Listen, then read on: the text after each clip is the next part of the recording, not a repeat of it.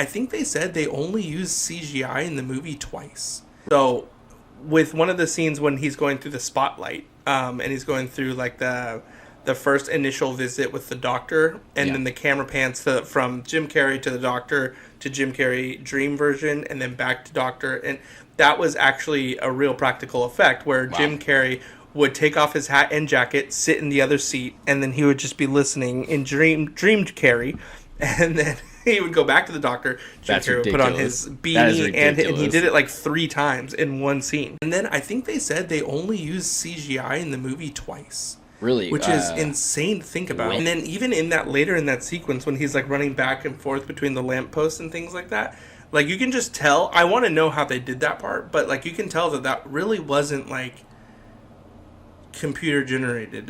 Like that. I think the other CGI part would have been the house falling apart.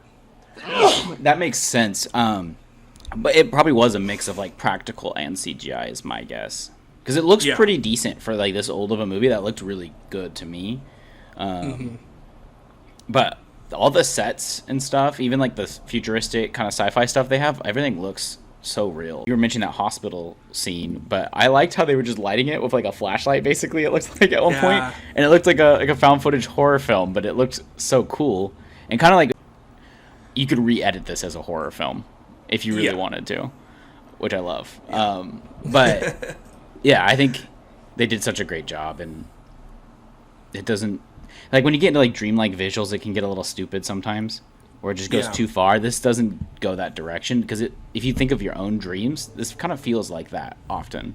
Yeah. Or even like accessing a memory, like thinking back to like, oh, when I was a kid, like when you see the part where he's like a kid again, and like the memories are all weird. The movie does feel discombobulating intentional throughout. But it's intentional and it works.